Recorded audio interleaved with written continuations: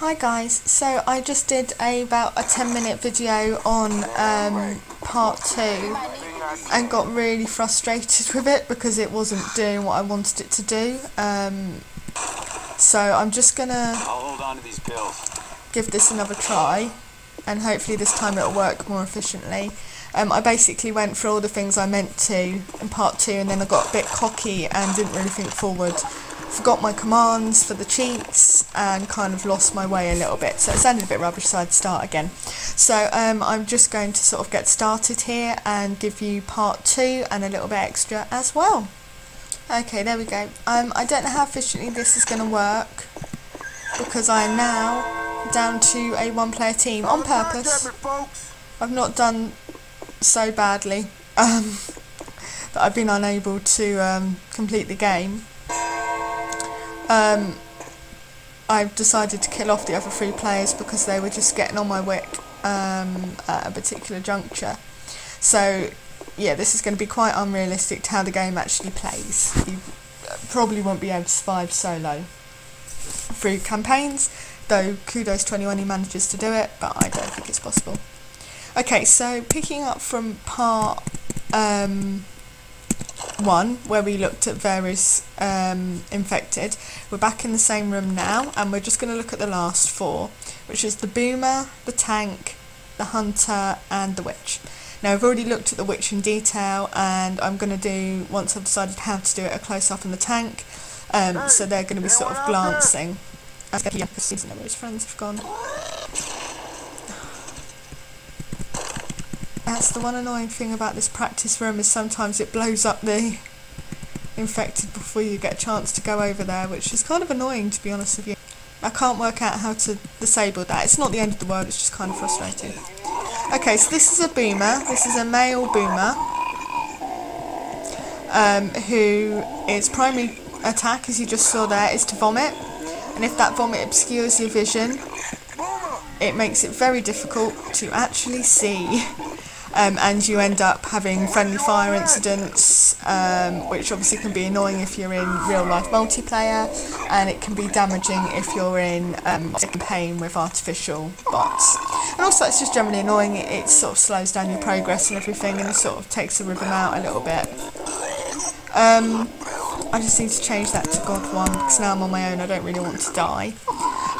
So his primary attack is to vomit, as you've seen a couple of times. His secondary attack is to claw, which we're doing now. There we go. So basically, he'll sometimes do that and he won't vomit at all. He'll just do that. And you shoot him and he explodes. He's very, very easy to kill. He's not particularly agile. He sticks out from the crowd. If he hides behind something, he generally sticks out. If you're good at the game and if the bots are good and everything is under control, he's generally easy to kill. He's just an annoyance more than anything else. He's in Left 4 Dead 1 and 2. Also in Left 4 Dead 1 and 2 is the smoker, which we explored in the first game, plus the tank, hunter and witch. All the others are new additions for Left 4 Dead 2. Okay, next up is the tank. And if you ever want to play this game, this noise will one day haunt you. Seriously, when I was playing this game on the Xbox after about a week of playing it fairly intensively, this is Left 4 Dead 1, I would run away whenever I heard the tank music because it used to scare the bejeebus out of me. Now I can stand and fight the tank, but it's still frustrating and kind of scary. The only technique I can think of for a tank is get the best weapon you can find, pick it up, shoot and run, shoot and run. So whatever you are best with, or whatever is the best. So grenade launch works well. You can set tanks on fire. You can cover them in bile, so boomer bile, and attract other zombies to them. They can be hurt by pipe bombs but are not attracted by pipe bombs. Shoot and run, shoot and run. Make sure he doesn't catch you against a wall or anything else. He can throw rubble, as we're seeing here, and I'll try and show you what that does to you now on God 1. And he can throw cars at you as well, so he's quite damaging. Unlike the witch, you can't sneak by him, so the fact that he doesn't knock you over in the first hit, even if you've got 100 health, is more a matter of sort of luck than anything else, to be honest with you. if you're not careful, he could run through a whole team, even if the team were actually see him killing a whole team with a lot of ease. So there's not many tactics with the tank. Try and stay out of his way, yet aim at him and shoot him at the same time. If you're playing with friends, tell them to do the same thing. Let's have a look here. He will, once he punches, he'll knock you out of the way, and this is on easy level. He does about 30 damage on easy level. If he hits you with rubble, you won't be able to shoot back instantly. By the time he's punched you or hit you with a rubble and thrown you out of the loop, he can catch up with you. And so in about 4 hits, if you're unlucky, he could kill you quite easily. So that is worth bearing in mind. I don't think the fire works on him in this particular level. So, like I said, anything that you can find is going to be the best weapon against him. Here's my phone again, it keeps going off dreaming with me. At least it didn't make me jump this time like it did when I was playing LSD Dream Emulator. That was quite scary. Okay, let's put this on silent. Annoying computer. I thought the bots would have killed him by now, so sorry about this. You've got to bear in mind that you normally have at least 3 times the firepower. But you can sort of see how much damage he takes. I don't know if there's something around here that means he can kill him instantly, because it's kind of annoying me. Let me have a look. There you go. So you can kill him instantly. There you go. So that's the tank. Point, shoot, run. Don't get caught on anything. He can be especially difficult in more built up areas like the cities, and easier to deal with in wider open plans like outside areas. You can hide from him. I spent about 5 campaigns at a time, so about a week worth of playing. Every time I heard the tank music, hiding in a cupboard. Literally, I didn't get any damage, the tank didn't come after me. If you can sort of exploit where the tank can't get into certain smaller spaces, he's not very good on Left 4 Dead No Mercy, which is available on Left 4 Dead 2 for the PC and Left 4 Dead on the PC and Xbox. On the underground, on the first level, he can't get into the underground train, so he can stand there and roar and throw rubble. He can still damage you by throwing the rubble, but he can't get in there, so it's a lot easier to kill him. So that would be my advice. Run, run, and run. If you're really scared, you can hide, but it's not doing very good for your team. I only did that because they're bots. I'd never do that on a real team. So the next one is a hunter. He's a little hoodie creature.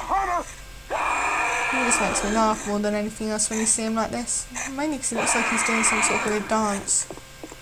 Because he can't actually attack me. But he attacks by leaping, and he can leap quite high up. And there he is, hello.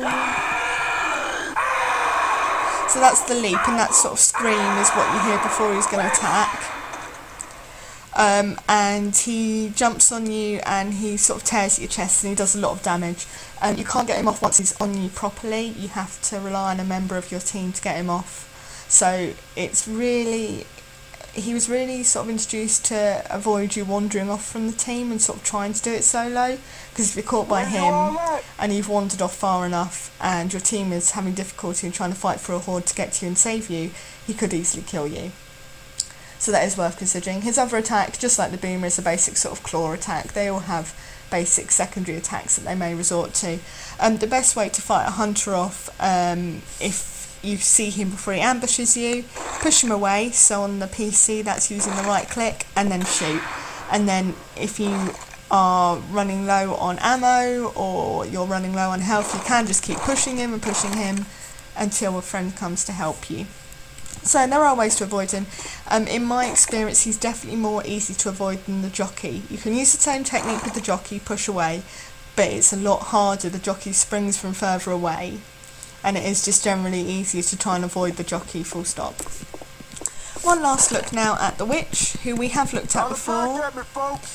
In my Who's Afraid of the Wicked Witch video, so we're not going to look in too much detail. We'll just go have another look at what she looks like. So if you want to know more about the witch and everything like that, my advice is to go and see my Who's Afraid of the Wicked Witch video. But basically, avoid the witch at all costs unless she's somewhere that would really mean you can't play the game. So for example, I've had occasion where she was in the safe room, so I couldn't go into the safe room because she would have attacked me, so I thought I've got to really kill her. Let's just try and kill her off now. There we go. You can learn to kill the witch in one shot with a shotgun. You can run away from an attacking witch, but I've got to be honest, it's really luck as opposed to sort of any skill going with it, if that makes sense. So you're lucky if you're able to get space behind you enough. That means you can run without running into an obstacle and her catching up with you, and the bots you're with have good enough weapons and aren't fighting anyone else at the time, so they can keep shooting at the witch for you. That's only happened to me once, but it's not impossible to do. It just takes a mixture of luck and convenience. So yeah, I think I've said this before, I wouldn't call myself any sort of witch killing expert, but I do know how to crown witches if I really need to. And since I've got a few minutes left, I'm just going to give this another go. I tried this in the other video, but potentially it just won't work in these scenarios because they're not designed to do this. I'm just trying to kill her one shot. No.